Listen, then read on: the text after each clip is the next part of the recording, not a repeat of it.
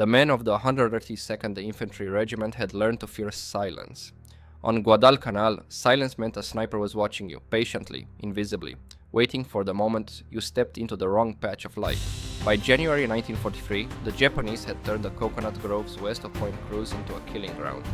11 enemy marksmen worked those trees, and in 72 hours they had dropped 14 Americans with clean, precise shots. No one saw the shooters. No one heard them leave. A man simply fell, and everyone else dove for cover. Second Lieutenant John George had spent those same days sitting in the background, ignored, dismissed, occasionally mocked. His fellow officers called his rifle a mail-order sweetheart, a civilian toy that had no place in war. The army had issued everyone else a Garand, 8 rounds, semi-automatic, rugged enough to use as a crowbar. George carried a bolt-action Winchester Model 70 with a Lyman Alaskan scope he had bought with 2 years of National Guard pay. 5 rounds, hand-fitted trigger, glass-bed accuracy. It was everything a marksman could want. It was nothing the army respected. When it first unpacked the rifle at Camp Forest, the Tennessee armorer had laughed and asked if he planned to hunt deer for journalists. Now, months later, as the regiment led into the jungle towards Guadalcanal, George wondered if he was the only man here who truly understood what was killing them. On the night of January 21st, the battalion commander sent for him. George expected another lecture about bringing proper equipment into the field. Instead, the commander was grim, exhausted from writing letters home, furious at being outplayed by unseen shooters. "The Japanese are killing my men," he said, "faster than malaria. If that rifle of yours can hit anything, prove it tomorrow, at dawn." George nodded, though the order rattled through him like cold water. For weeks, he'd waited for a chance to use the rifle that had crossed an ocean just to find him. Now, the moment felt strangely heavy, as if the jungle itself were holding its breath. He spent the night inside a captured Japanese bunker, cleaning the rifle for the 5th time. He removed cosmoline from every crevice, checked the mounts on the scope, tested the bolt until it cycled like silk. Outside, the groves were dark and restless. Crickets throbbed in the heat, rainwater dripped in slow, uneven taps from the leaves. Far off, artillery muttered like a distant argument. At first light, he took his position alone. No spotter, no radio man, no backup. Just 60 rounds in stripper clips, a canteen, and a rifle everyone had laughed at. The bunker overlooked a sprawl of banyan trees, giants that reached nearly 90 feet high. George settled behind the cracked concrete and leveled the scope. The Lyman Alaskan didn't offer much magnification, just 2.5 power, but it revealed subtle movements the naked eye would never catch. A swaying branch, a shifting silhouette, the faintest glint of metal. The jungle breathed around him. Insects buzzed. Something heavy fell from a distant tree. Every sound was a thread in a woven pattern, and George let them all fade until only motion mattered. At 9:17 a.m., a branch twitched. No wind, no birds. Just a small, purposeful shift 80 feet above the ground. He froze, then slowly adjusted his view until the shape resolved itself. A Japanese sniper wedged into a triple fork of branches, rifle angled toward the east trail, toward the very path where supplies were being hauled that morning. The man's camouflage blended perfectly with the bark. Anyone else would have scanned past him a dozen times without noticing. George eased his breath. 2 clicks, right for wind. He let his lungs settle into a stillness that felt almost sacred. The trigger broke like a snapped icicle. The shot cracked through the grove, echoed against the trunks, and sent birds exploding into flight. The sniper jerked sideways, slipped, and tumbled through the air in a ragged fall that ended in a dull thud, 90 feet below. One shot, zeroed out. George worked the bolt and kept scanning. Japanese snipers didn't work alone. There would be a spotter, someone close, someone already searching for the source of the shot. 26 minutes passed before George found him. 60 yards north in a different tree, climbing down, retreating. He was smart, too smart to wait for a second bullet. George led the shot, exhaled, and pressed the trigger. The second sniper fell backward, rifle clattering through the branches ahead of him. 2 shots, 2 kills. The groves grew quiet.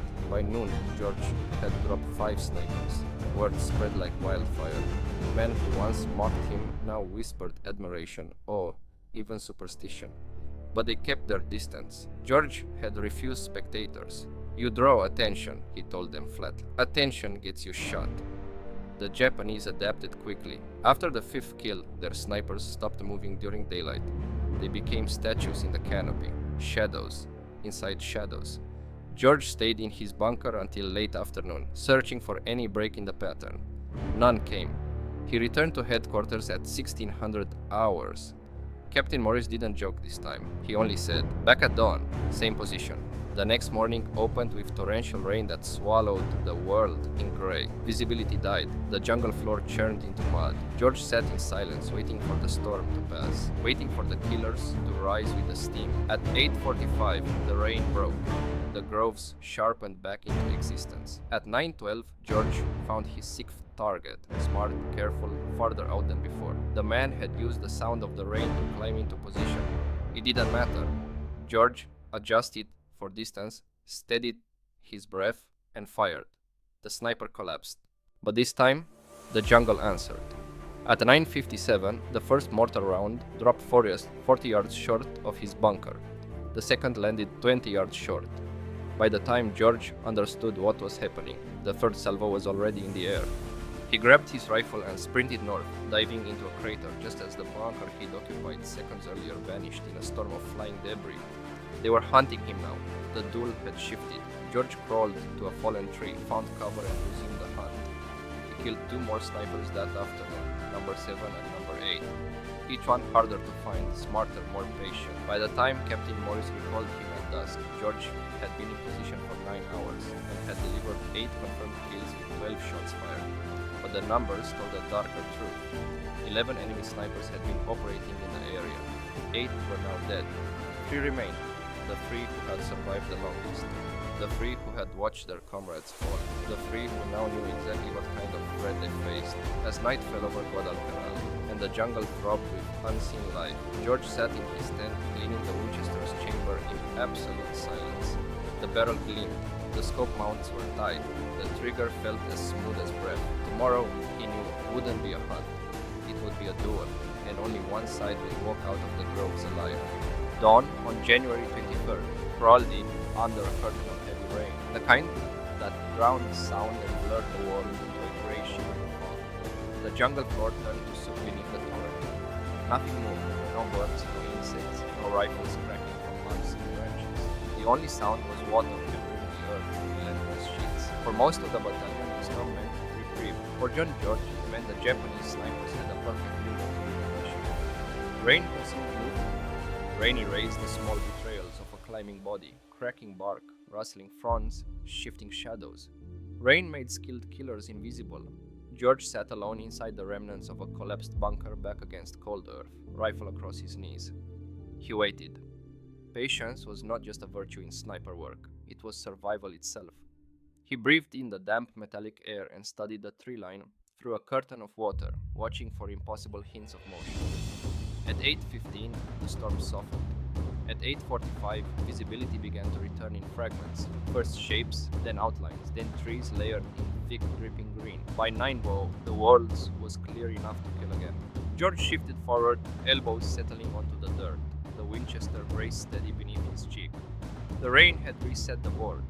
The Japanese were learning him, learning his timing, his angles, his tendencies. Every hour that passed made these duels more dangerous. The 3 remaining snipers were not just survivors, they were hunters.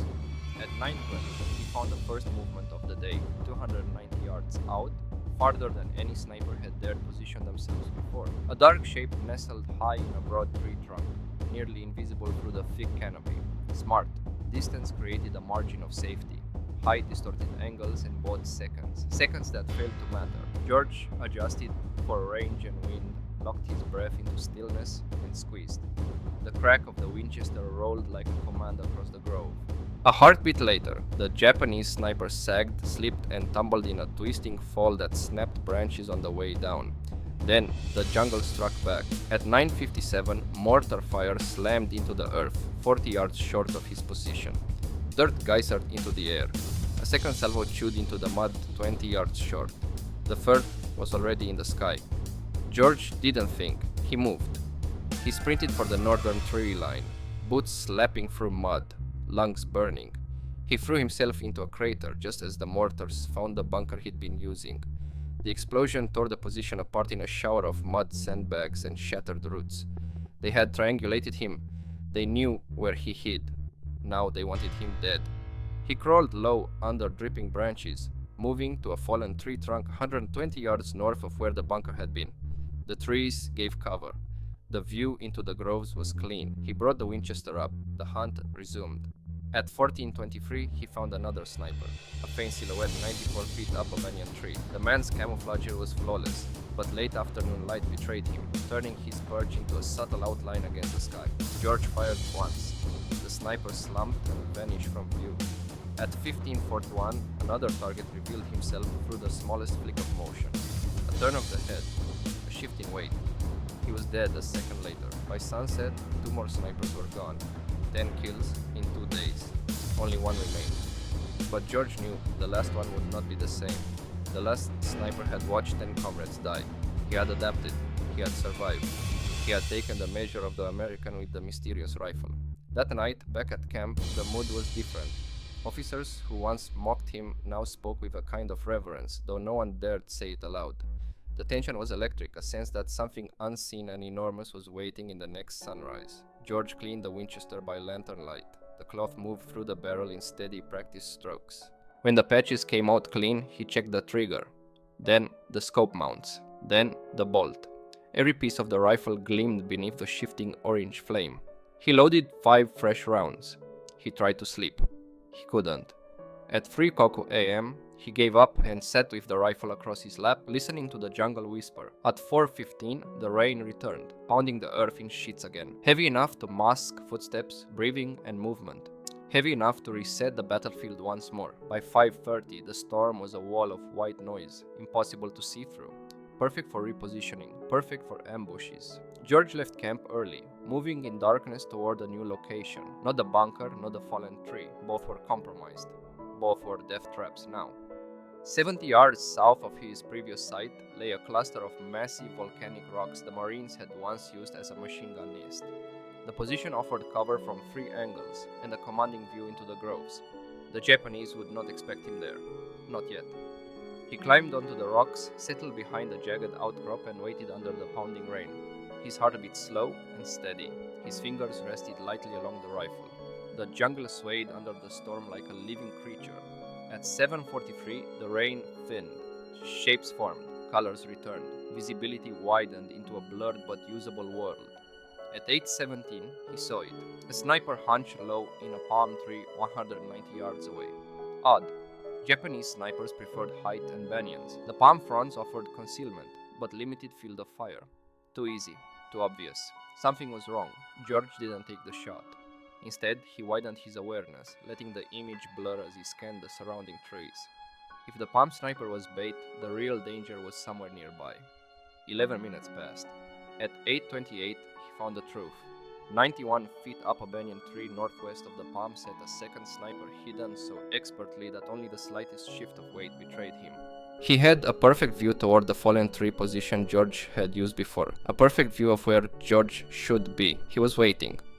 Watching the bait, waiting for the fool who took the shot. George made his choice. He aimed at the decoy in the palm and fired. The palm sniper jerked and fell. Leaves exploded around him. George instantly snapped the scope toward the banyan. The real sniper had already begun to turn toward the sound. That movement, less than a second, was enough. George fired. The man toppled through the branches, rifle tumbling after him. 2 shots, 2 kills. But the shot had revealed George's position. A machine gun erupted from the tree line, ripping into the rocks he had occupied seconds earlier. Bullets screamed and ricocheted. Stone fragments sprayed the air. George ran. He dropped into a drainage ditch, water up to his chest, rifle held upright to keep the barrel dry. He breathed slowly. He watched the tree line. He listened. 10 snipers were dead. Only 1 remained. The 11th man would be the smartest, the quietest, the most dangerous. Minutes passed. The jungle flickered with heat and dripping leaves. George searched the trees, every shadow a potential killer. Then he realized something terrible. The 11th sniper wasn't in the trees. He was on the ground, crawling. A shape moved low through the underbrush, 60 yards south, creeping toward the rocks where George had been, moving carefully, patiently. a predator closing in. George sank lower in the muddy water. The angle was wrong. He couldn't shoot without exposing himself. The sniper stopped surveying the rocks, then moved again, slow, methodical, searching for any trace of the American. He began to close in on the drainage ditch, the exact path George had used while fleeing machine gun fire. He was tracking George, not hunting randomly, hunting him. At 10:03, the sniper reached the rocks, turned east, and positioned himself exactly where George should have been. A perfect killing angle, a perfect trap, too perfect, a decoy. George scanned again and found a second man 70 yards northwest, lying behind a fallen tree, rifle trained directly toward the drainage ditch. 2 men, working together. A final lethal team. George had only one advantage left: patience. He sank until only his eyes broke the waterline. The Winchester remained above the surface, barrel glistening, action dry. Minutes stretched. At 10:13, the decoy sniper stood and signaled his partner.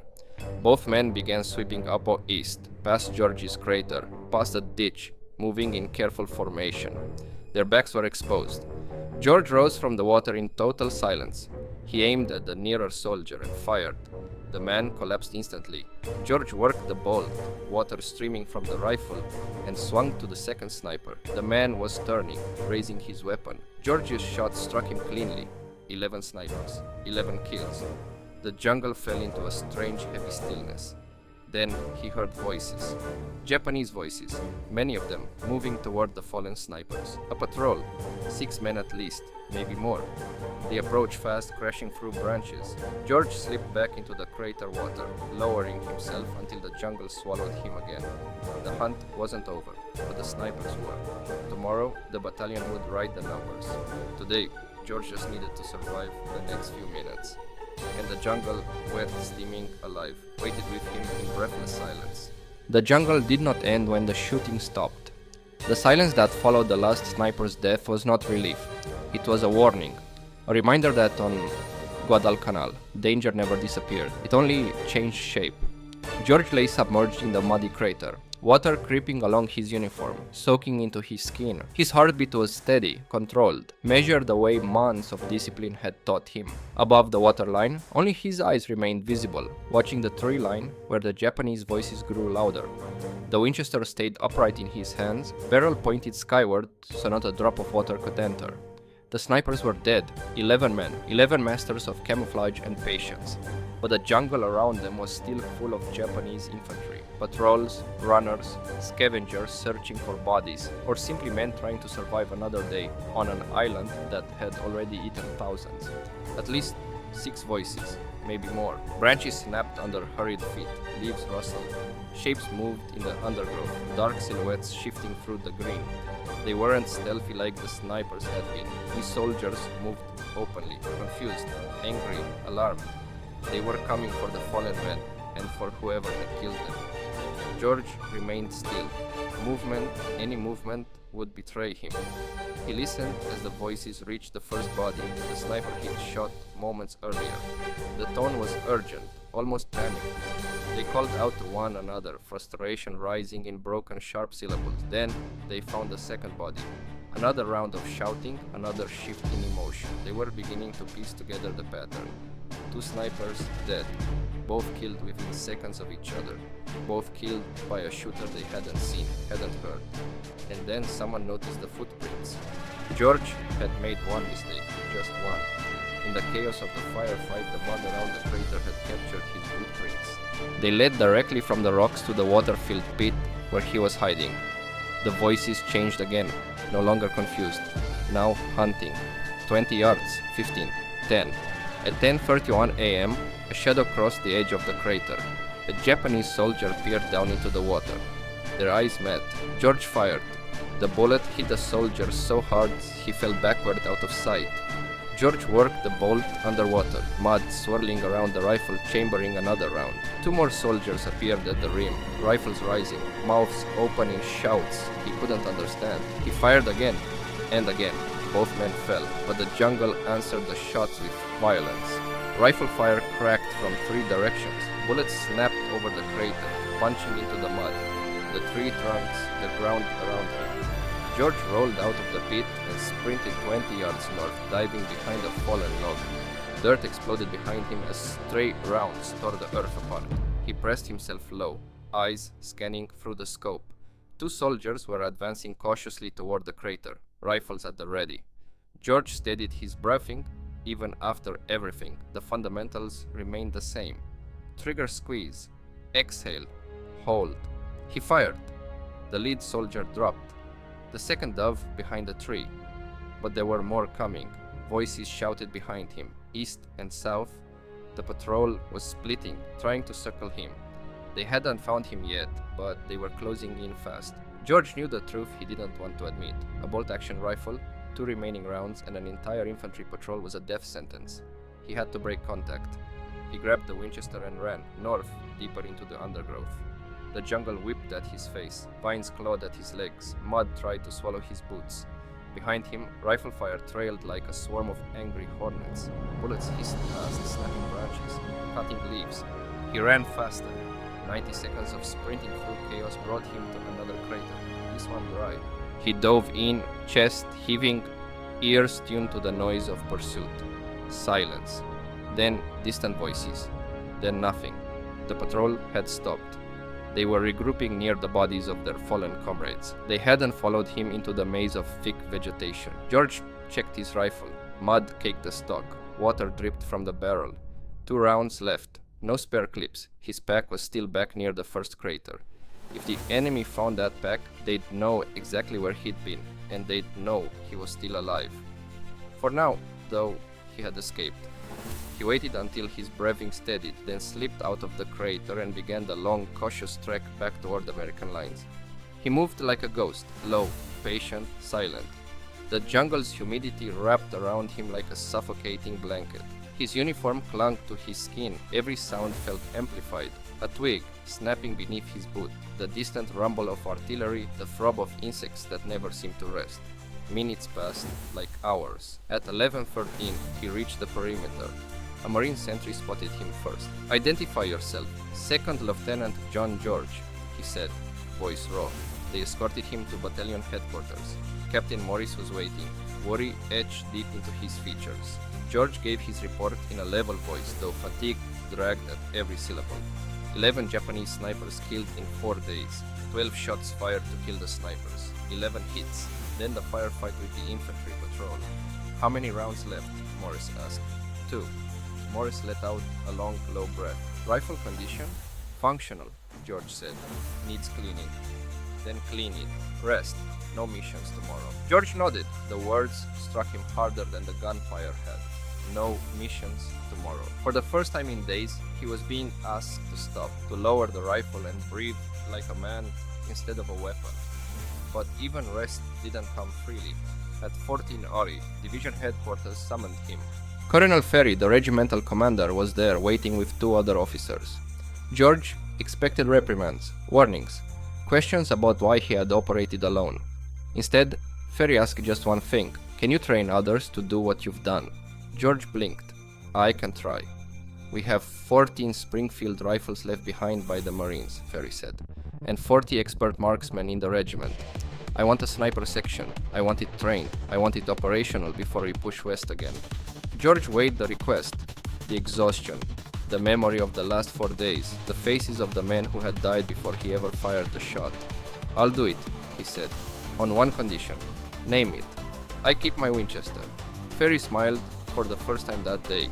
"Approved." And just like that, the man who had arrived on Guadalcanal with a mail-order toy became the architect of the 102nd Infantry Regiment's sniper program. But as George walked out of headquarters, past the tents and the wounded and the restless hum of an army still fighting for survival, he couldn't help thinking about the crater, about the bodies, about the sniper who crawled through the mud like a shadow. Guadalcanal had given him a gift and a curse. He had survived the duel with 11 killers.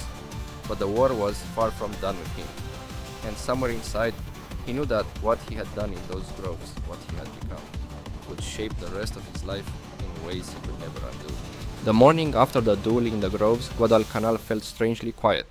Not peaceful, never peaceful, but different, as if the island itself recognized something had shifted. For the first time since arriving, John George walked through camp, not as an oddity with a toy rifle, but as a man everyone now understood without words. Men nodded as he passed. Some smiled, others simply stared. He didn't enjoy the attention. Men who were praised too loudly rarely survived long in the field.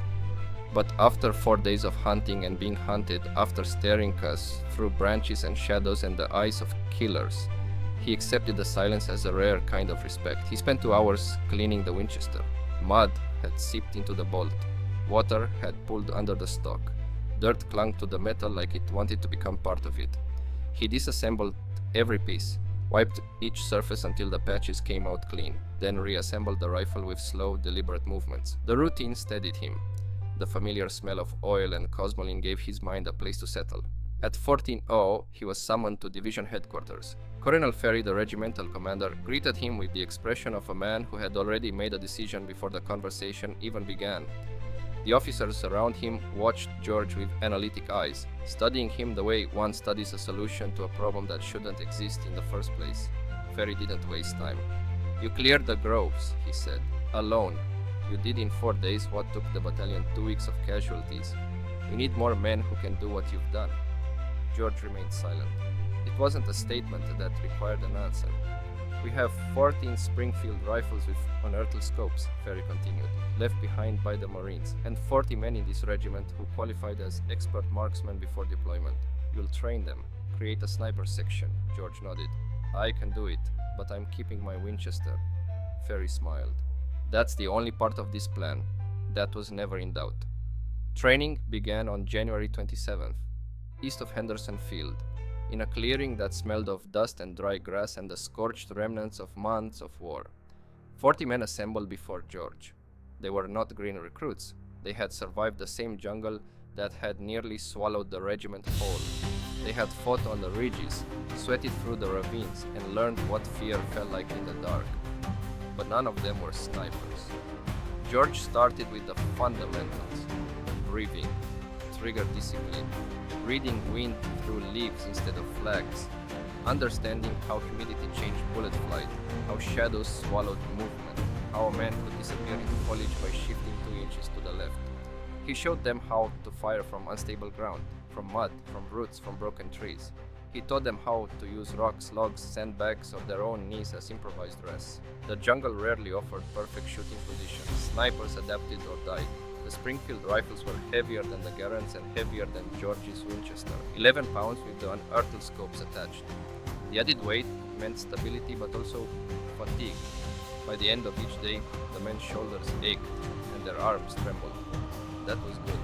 Better to tremble on a training range than in a abandoned tree with the enemy watching. By January 30th, 32 of the 40 men could put rounds on man-sized targets at 300 yards under field conditions. 8 could not, and George dismissed them. Sniper work demanded precision. Almost wasn't good enough when life depended on millimeters. He divided the remaining men into pairs, shooter and spotter. 2-man teams increased survival. 2 sets of eyes caught movement faster than one. The spotter carried binoculars on the Garand. He also protected the shooter. Roles would switch after each confirmed kill, ensuring both men stayed sharp. On February 1st, George took 4 of the best teams into the field. Real terrain, real stakes, real danger. Intelligence reported Japanese stragglers west of the Matanikau River, men who remained after the main force had retreated. Not elite snipers this time, infantry, exhausted, hiding, trying to escape the island alive. George and his spotter, Corporal Hayes, set up on a ridge overlooking a narrow jungle trail. Hayes scanned through binoculars, calling out positions. The air hung thick around them, heavy with humidity. George lay perfectly still, the Winchester resting on a tree root, its barrel aimed into the green silence. At 07:20, a lone Japanese soldier stepped into view. Hayes whispered, "Target confirmed." George squeezed the trigger. The man dropped. Hours passed. More soldiers appeared, small groups, singles, men who had no idea a rifle was watching them from hundreds of yards away. George fired 7 times that day. 6 of those rounds found their mark. The 7th missed by inches, carried off by a sudden gust of wind. The other 3 teams reported similar results. 23 enemy soldiers killed, 0 American casualties. The sniper section had been born. The next 12 days became a blur of missions, short-range ambushes, overwatch positions, long-distance engagements from ridge to ravine. Shot after shot echoed across the jungle. Japanese stragglers fell silently into the undergrowth. Some never even looked up before they died. By February 9th, the section had 74 confirmed kills. The Japanese were evacuating the island. Destroyers arrived at night, collecting troops under cover of darkness. American forces pushed west to block the retreat. George's teams were tasked with breaking rear guard positions, stopping small groups, eliminating officers. It was precise, lethal work. But the island fought back one more time. On February 7th, during a patrol near the Tanamboga River, gunfire erupted from thick brush. George felt the impact before he heard a shot, a burning punch that ripped through his left shoulder and spun him sideways into the dirt. Hayes dragged him to cover, calling for a corpsman. Voices shouted. Rifles cracked. The world blurred into white pain. The bullet had passed clean through muscle. No bone hit, no artery shredded. Lucky. Lucky in the way only war could make a man feel lucky. They stretchered him to a field hospital near Henderson Field. He drifted in and out of sleep as doctors stitched the wound and packed it with dressing that smelled of antiseptic and damp cloth. They told him he would recover. They also told him he wouldn't return to combat for at least 3 weeks. By the time he could sit upright without wincing, Guadalcanal was nearly silent. The Japanese had completed their evacuation. Cape Esperance was empty. The long, brutal campaign was over. 74 confirmed kills. 0 friendly casualties in the sniper section. A record no one had expected from a group that hadn't existed a month earlier. George didn't celebrate. The names of the men he couldn't save weighed heavier than the number he had killed. Victory on Guadalcanal felt less like triumph and more like survival. But his war wasn't finished. One morning, while he sat outside the hospital tent watching the sun rise through the haze, orders arrived from Pacific Command. A new mission, classified, somewhere in Burma, behind enemy lines, long-range operations, weeks without support. It was exactly the kind of mission where a man with a Winchester Model 70 could shape the outcome of a battle. And so, before he fully healed, George was on a transport ship heading across the Pacific again, toward India, toward another jungle, toward another kind of war entirely, toward a place where men would march until their feet split open, where disease killed faster than bullets, where secrecy and survival became the same thing. Toward the unit that called itself, quietly, almost proudly, Merrill's Marauders. George arrived in India long before he felt ready to fight again. His shoulder still ached when he raised the Winchester, and the humid air pressed into the wound like a thumb on a bruise. But readiness wasn't asked of him, only obedience. The officers in charge didn't care whether a man felt healed, they cared whether he could march, shoot, and survive. Everything else was secondary. The camp at the edge of Assam seethed with heat and dust. Thousands of men, American and British, drilled under a sun that looked close enough to touch. George expected another regiment, another standard infantry battalion cycling through training rotations, but the men he met were different. Leaner, harder, chosen. They introduced themselves simply, Merrill's Marauders. Officially, they were the 5V307th Composite Unit, provisional. A formation built for a mission considered nearly impossible. A depot penetration force, modeled after British Chendits, meant to carve its way through the unmapped jungles of northern Burma. No supply lines, no reinforcements, only what they carried on their backs and what mules could bear. George had walked through jungles before, but nothing prepared him for the sight of maps filled mostly with empty space, wide gaps where the terrain had never been charted. In that void, the Japanese controlled every range, every river crossing, every trail carved into the slopes. A standard infantry rifle platoon leader would have been swallowed alive in such terrain, but George was no longer just a platoon leader. His reputation had preceded him. Officers spoke quietly about the man who hunted 11 snipers, the one with the Winchester, the one who always hit what he aimed at. So they didn't ask him whether he wanted to join the Marauders. He told him he would. Training began immediately and without ceremony. Long-range patrol tactics, ambush and counter-ambush, night navigation through dense jungle, survival with 1 day of rations stretched to 3, communication through gestures and whistles, marching under silence, sleeping in mud. Every day bled into the next. every night blurred into exhaustion. George modified the Winchester for the mission. He removed the Lyman Alaskan scope and replaced it with a lighter Weaver 330, same 2.5x magnification, 8 ounces less weight. He swapped the stock for a synthetic. Every ounce mattered when a patrol could last weeks and cover hundreds of miles. He stripped his kit to the essentials: 60 rounds, cleaning gear, binoculars, a small knife, a few bandages, quinine tablets, a rain cape, and whatever food he could carry. No one who had fought on Guadalcanal underestimated disease, and Burma hosted every illness known to the jungle. On February 24, 1944, the Marauders crossed into Burma. The march began with brutal honesty. The first week alone covered 83 miles. Men collapsed on the trail, eyes rolling, unable to stand. The heat crushed them from above. The mud sucked their boots down from below. Leeches clung to every inch of exposed skin. Rations spoiled, water vanished. The jungle swallowed everything. By the end of the second week, pack mules struggled with the terrain. Their hooves slipped on wet granite. Their legs snapped on steep descents. When a mule broke a limb, the men shot it. Not because they were cruel, because leaving the animal alive would have meant screams, and screams meant Japanese patrols. George watched men die from exhaustion, not bullets, fatigue, not grenades, malaria, not ambushes, typhus. The jungle itself was the enemy. And yet, despite everything, the Marauders moved forward.